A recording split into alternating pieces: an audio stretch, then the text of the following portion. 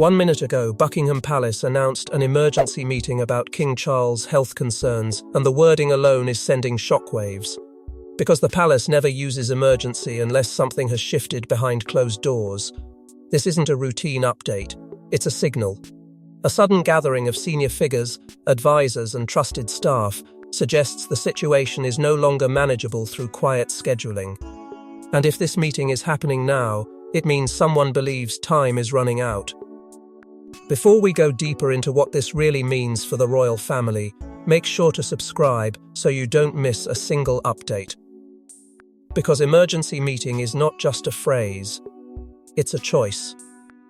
The palace has spent generations mastering careful language designed to soothe, to steady, to avoid creating questions it can't control. So when it chooses a word that implies urgency, escalation, and risk, it means the normal tools aren't enough anymore.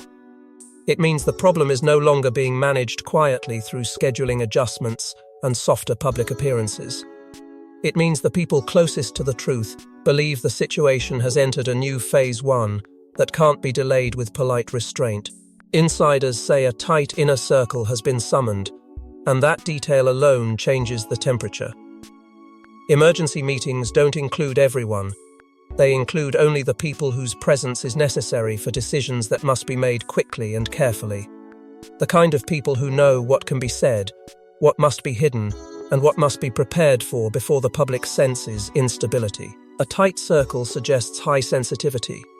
It suggests not only medical concern, but constitutional and reputational concern. Because in the monarchy, health is never only health. It is continuity. It is confidence. It is the illusion of permanence. And you can feel that in the messaging. Palace communication becomes unusually cautious, unusually measured, almost stiff with restraint. The tone doesn't sound like reassurance. It sounds like controlled panic hidden inside official calm. It hints at fear of speculation, because speculation is the enemy in moments like this. Speculation turns private uncertainty into public debate. Debate turns into doubt. Doubt turns into chaos. The palace's entire survival instinct is built around preventing that chain reaction. So if it's using emergency while trying to sound calm, it's because it needs the public to stay steady while the inside of the institution recalibrates.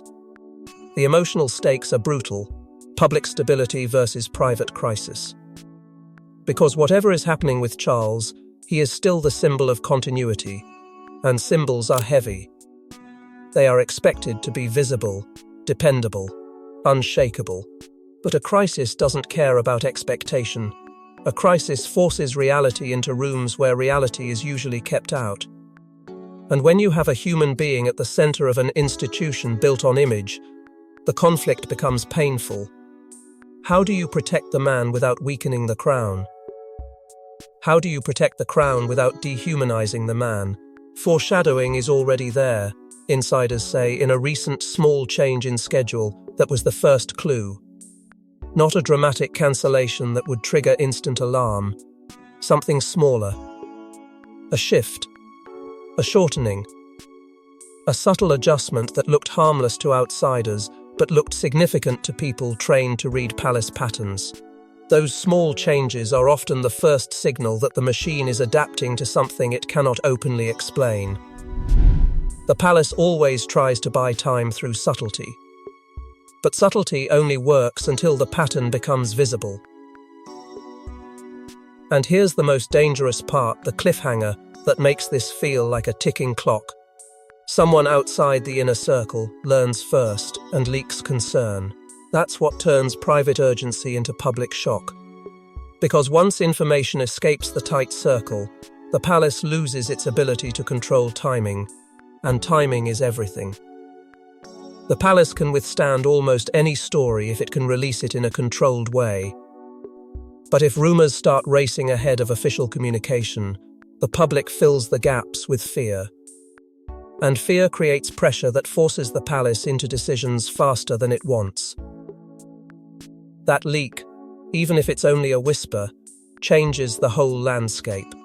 It turns the emergency meeting from a private recalibration into a public event. It creates a hunger for details. It makes every absence, every statement, every appearance or non-appearance feel like evidence. And when the public starts treating silence as proof of trouble, the palace is pushed into the exact situation it tries hardest to avoid, responding to speculation instead of leading the narrative. So the emergency meeting isn't just about Charles's health in a clinical sense. It's about the institution's ability to remain steady while confronting uncertainty. It's about how quickly the palace can protect dignity, control messaging, and prepare for contingencies without letting the public see the seams. And the fact that emergency was used at all suggests one terrifying conclusion: the seams are already showing. But to understand why the palace would risk using the word emergency, you have to look at the warning signs they tried to hide in plain sight. The palace can manage headlines, but it can't manage human behavior under strain. Insiders say the warning signs weren't dramatic, they were subtle. A shortened appearance here, a delayed arrival there, a moment that felt off to the people trained to notice everything. And once those moments stack up, they create a dangerous pattern, not proof, but pressure. The kind of pressure that forces an emergency meeting before rumors do.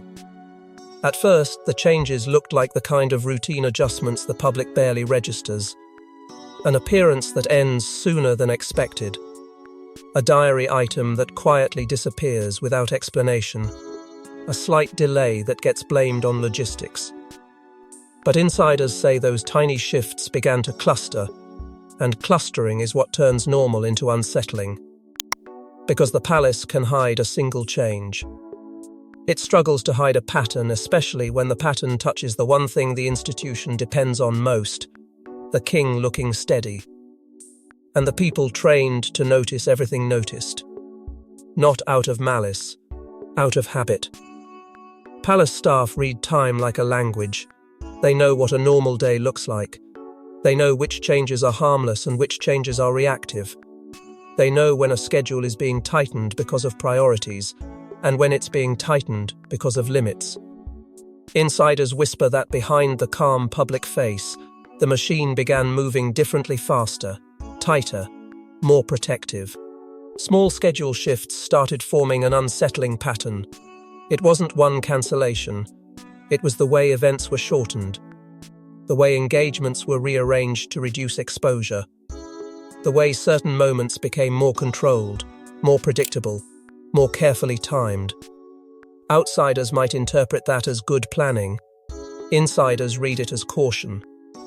And caution in royal life is often the first sign of concern. Then staff begin tightening access and controlling movements more aggressively. And that is where the dread deepens. Because access doesn't tighten for no reason. When a palace suddenly becomes stricter about who can approach, who can brief, who can enter a room, it suggests the environment has become sensitive either medically, politically, or both. Insiders say the choreography changes. Less spontaneity, more distance, fewer uncontrolled moments. And once choreography increases, it usually means someone is trying to protect a reality the public isn't meant to see. The public-facing resilience messaging grows louder than usual, and that is where the alarm bells start ringing for those who know how palace communication works. When reassurance becomes repetitive, it stops sounding like confidence and starts sounding like overcompensation. Strong, steady, determined. Fine. Carrying on. The words begin stacking like bricks, trying to build a wall high enough to block curiosity. But the louder the wall, the more people suspect something is behind it. Because truly calm institutions don't need to insist they're calm. Inside that, the emotional tension becomes brutal. Aides are trying to protect Charles' dignity, and dignity is not a small matter here, it is the crown's emotional glue. A monarch can be ill, but he cannot look unstable. He can slow down, but he cannot look uncertain. Insiders say the staff's instinct becomes intensely human, shield him from strain, protect him from pressure, reduce anything that might push him too far. But the staff's human instinct collides with the institution's political instinct. Keep the image steady. Keep the story controlled. Keep the public from sensing fragility. Foreshadowing gathers around one specific date that becomes a private turning point. Insiders whisper it was the moment the palace stopped treating this as monitoring and started treating it as contingency. A day when something small went wrong, something that didn't explode publicly but shook the people closest to the truth. A moment that forced a recalculation, forced new protocols, forced more supervision. It's the kind of turning point the public never sees, but the palace never forgets. And then comes the cliffhanger.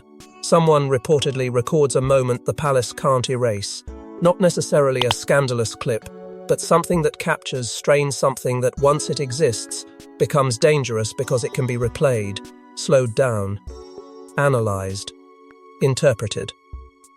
The palace can manage a newspaper story. It can manage a vague rumour. It cannot manage a moment frozen in time, because frozen moments invite speculation. They invite what did we miss?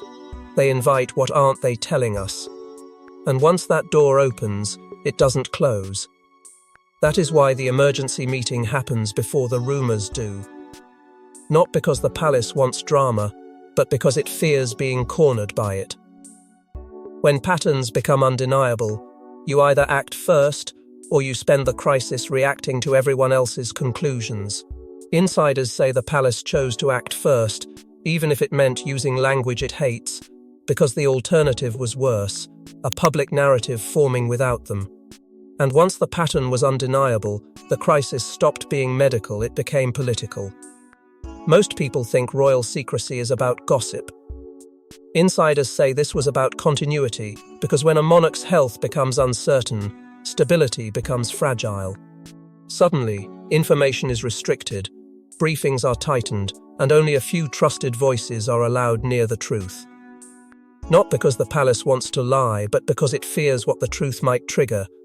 Questions about capability, questions about succession, and questions the institution can't answer without shaking itself. The shift happens fast, and it happens in ways the public rarely notices until it's too late. Need to know access expands like a shadow spreading across the building. Routes are adjusted, rooms are reassigned, familiar faces are suddenly absent from places they used to be. Staff movements become more controlled, not because someone enjoys being strict, but because information has become a state risk. When the monarch's health becomes uncertain, the palace stops behaving like a household and starts behaving like a security operation. Every detail becomes sensitive, every moment becomes potentially destabilizing. And the messaging changes too. What was once occasional reassurance becomes strategic reassurance, carefully timed, carefully phrased, designed to steady the public without feeding curiosity. Transparency becomes something to ration, not because the palace wants to deceive, but because it fears the consequences of being fully honest in the wrong moment. It fears that honesty doesn't land as compassion, it lands as panic. And panic in the public can become pressure on the institution, pressure on the family, pressure on succession, pressure that forces moves before anyone is ready. That's where the legal and constitutional sensitivity creeps in, like an unspoken weight in the room. What must be disclosed, and when? How much clarity is required? What does health concern mean in a system built on continuity? Insiders whisper that these questions hang in the air without being spoken directly, because speaking them makes them real. And once they become real, you can't put them back into silence. This isn't only about one man's condition anymore. It's about the machinery that must keep moving even when the person at the center is struggling. Foreshadowing appears in the form of a directive or memo, an internal line that defines what can be said publicly. Not a dramatic order, a quiet boundary, who briefs, what language is allowed, what words are forbidden, what level of detail is considered too much. The palace doesn't just control stories, it controls vocabulary. Because vocabulary shapes public imagination, and public imagination shapes public stability. When words are limited, It means the palace believes uncontrolled truth could become uncontrollable consequence. Then comes the cliffhanger. A senior aide argues the public deserves more clarity. That's the fracture line inside every crisis: truth versus containment.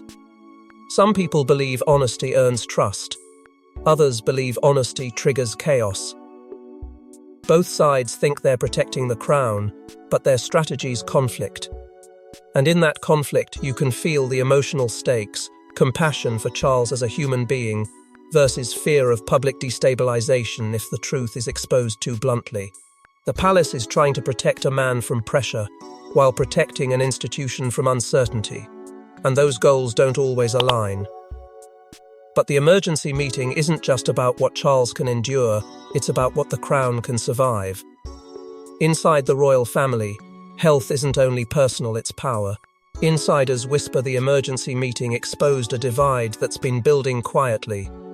Those who want to protect Charles as a man, and those who want to protect the monarchy as an institution, even if it means difficult choices. That's why emotions run hot behind calm faces. Because every option feels like betrayal either of the king's dignity or of the crown's stability. Different camps push different responses, and the arguments are polite only on the surface. One camp pushes rest, privacy and dignity: slow down, shield him, protect him from being turned into a spectacle. Another camp pushes visibility and reassurance, because the public must see strength, must feel continuity, must not be given space to imagine weakness. Truth versus reassurance becomes its own battlefield. How honest can they be without inviting panic? How controlled can they be without inviting suspicion? Either way, someone will feel betrayed. Charles's pride clashes with advisors' caution, and pride here isn't arrogance, it's identity. A monarch is raised to endure, to show up, to keep going. Advisors look at risk and see numbers, optics, consequences. Charles looks at duty and sees meaning. That clash is emotional, because it is not just strategy, it's a life philosophy. And in that clash, Camilla's role becomes sensitive. Is she purely a support figure? Or does she become a political variable, a person whose presence can steady the king, but whose influence can also complicate the optics of decision-making? In a crisis, every role becomes magnified, and every relationship becomes analyzed. Foreshadowing sharpens in the tension over who is allowed in the meeting room. The guest list itself becomes a message. Who is included suggests who is trusted, who is excluded suggests who is feared. And in royal life, exclusion doesn't just hurt feelings, it creates factions. It creates suspicion. It creates quiet resentment. Because if you aren't in the room where the truth is discussed, you begin to wonder what truth is being hidden from you. Then the cliffhanger lands like a cracking glass. A private argument leaks, showing the family isn't aligned. Not necessarily a full transcript, not necessarily a scandalous quote, just enough to reveal that unity is being performed, not lived. And once the public senses performance, it begins to question everything else. If they aren't aligned privately, what does that mean for decisions that must be made publicly? The emotional stakes intensify with the fear of repeating past royal health crises and public chaos moments when silence fed panic, when vague statements triggered wild rumors, when the palace lost control of the story and had to chase it. No one wants to relive that. But fear makes people tighten their grip, and tightened grips often cause fractures. And once the family splits, the next question becomes unavoidable: what is William being prepared to do? An emergency meeting about Charles's health doesn't just shake the palace, it sharpens the air. Insiders say William is pulled into a role he never wanted to step into: this abruptly, crisis-ready leadership. Because if the public senses hesitation, the monarchy looks weak. And if the monarchy looks weak, every private tension becomes public spectacle. William's dilemma is brutal: protect his father's privacy, or protect the crown from uncertainty. The shift isn't announced with trumpets. It happens in pressure, in quiet expectation, in the subtle way people begin looking toward William for answers without actually asking for them. Insiders say he's urged to take on more visibility for stability, not because anyone wants to steal the spotlight from Charles, but because the palace knows what perception does in moments like this. One uncertain week, one awkward absence, one poorly explained schedule change, and suddenly the public starts imagining the worst. The monarchy can survive criticism. What it struggles to survive is doubt. That's where the father-son tension tightens like a wire.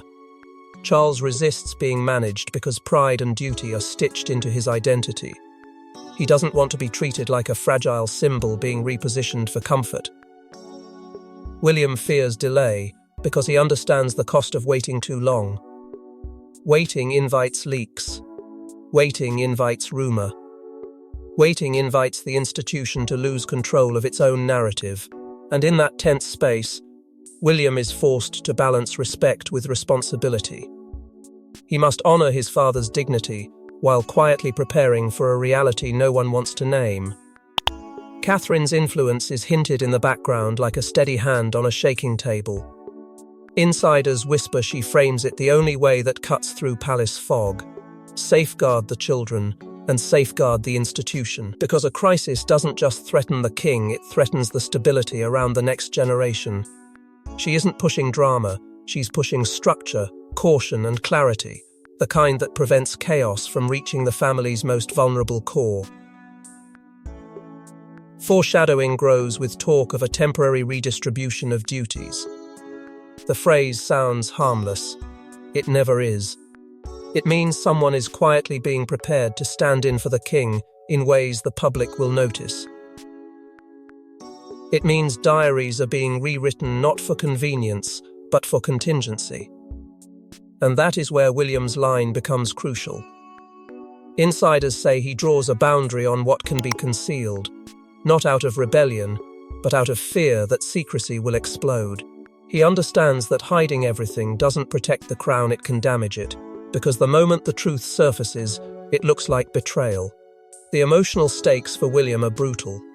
Family loyalty versus public responsibility, son versus heir, private fear versus public duty. He can feel the institution watching him, measuring him, preparing to rely on him even as everyone insists they're not. He can feel that his father's health, whatever it is, has become a political event whether they like it or not. And once health becomes politics, every decision becomes heavier than it should be.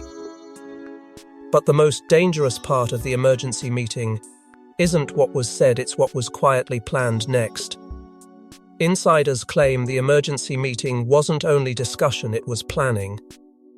Real planning, the kind that changes diaries, rewrites roles, and redraws who appears where and why. Because when a monarch's health becomes uncertain, the palace doesn't wait for clarity, it builds contingencies. And contingencies always reveal the truth: who is trusted, who is sidelined, and which relationships become liabilities overnight.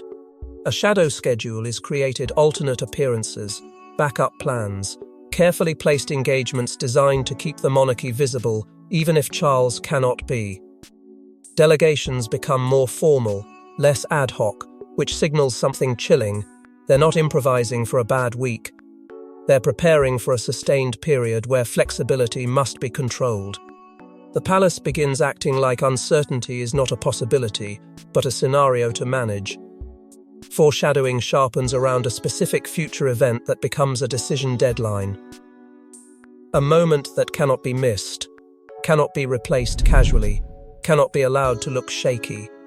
Insiders whisper that this event forces the palace to decide how far it will go in showing continuity, and who will carry the weight if Charles cannot.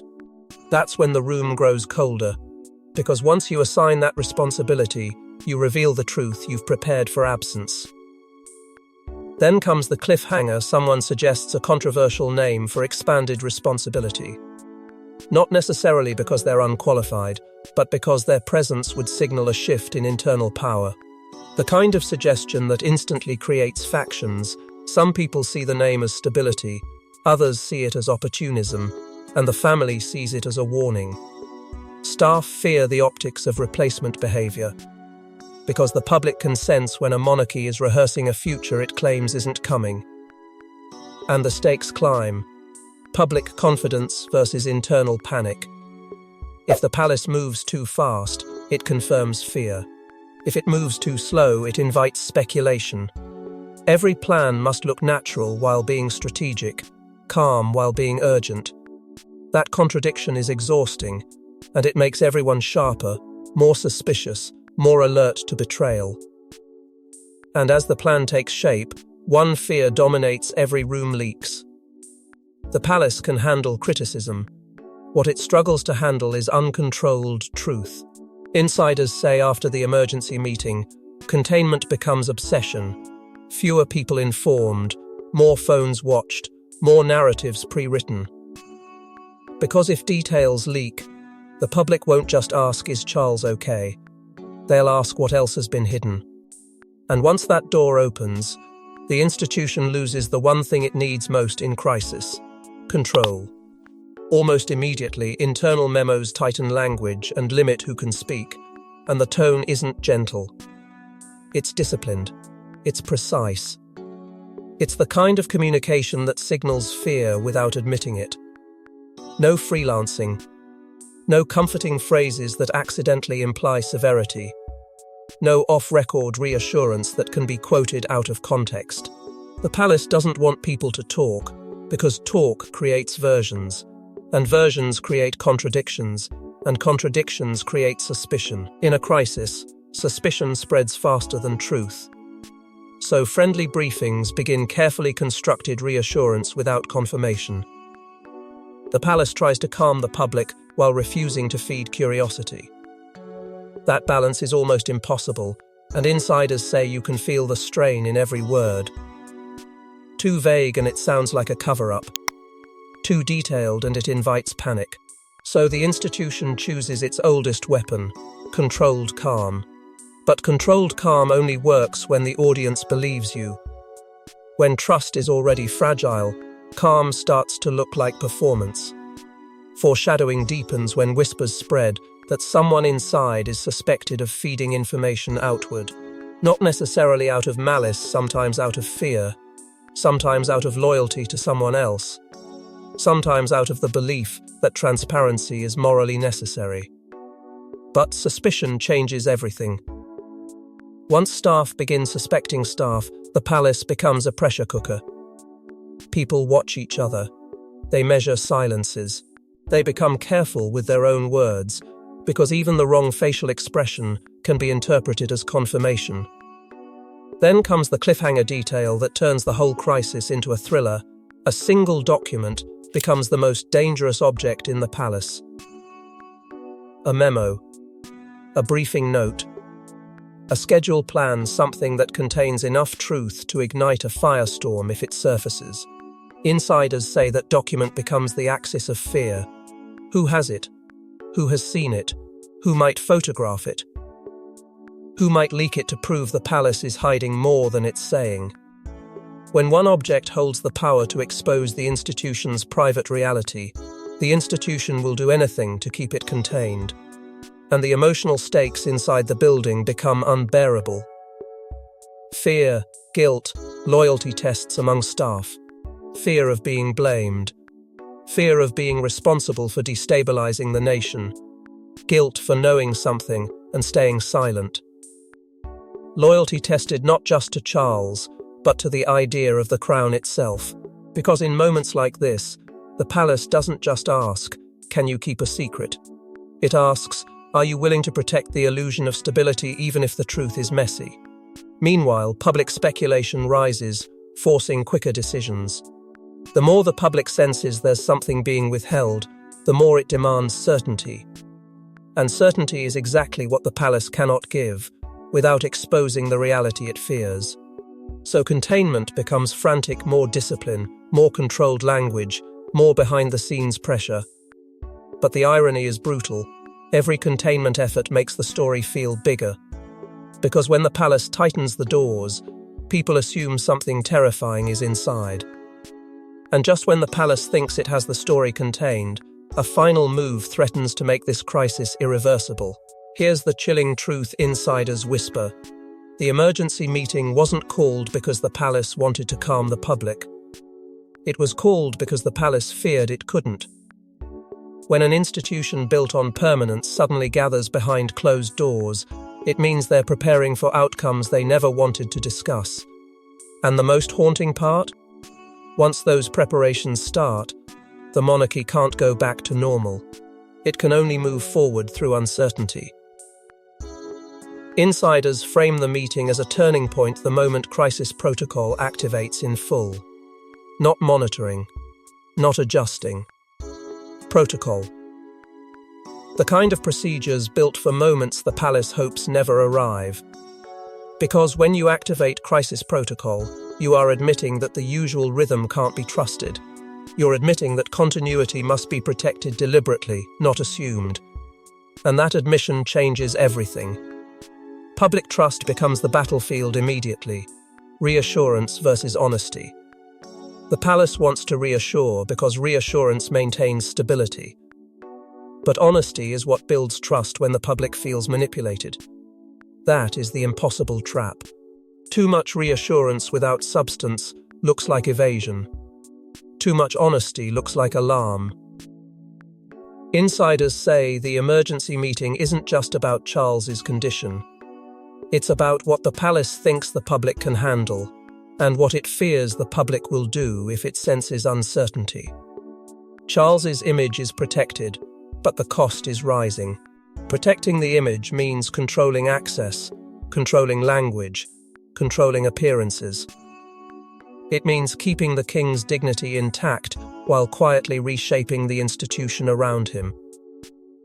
But every protective move creates new vulnerabilities: staff resentment, family friction, press hunger, and the growing suspicion that something bigger is being hidden. The palace can protect the image in the short term, but the longer it does, the more explosive the truth becomes if it leaks. Foreshadowing lands with a detail that feels chilling in its calmness. Another emergency session is quietly scheduled just in case. That phrase, just in case, is the most honest thing the palace never says publicly. It confirms that the institution expects turbulence to continue. It confirms that this wasn't a one-off meeting to review concerns. It was the first step in an ongoing crisis structure. And then comes the final cliffhanger. A second source is rumored ready to confirm what happened inside. Not a tabloid guess. A person with proximity. A person whose confirmation would turn whispers into certainty. If that happens, the consequence becomes unavoidable succession talk shifts from taboo to unavoidable. Not because anyone wants it. Because the public will demand it. Because uncertainty creates questions, and questions create momentum, and momentum forces institutions to move. And just when the palace believes it has bought time, a new rumor emerges suggesting the emergency meeting was only the first alarm, not the last. Thanks for watching. Please don't forget to like and subscribe, and we will see you in next one.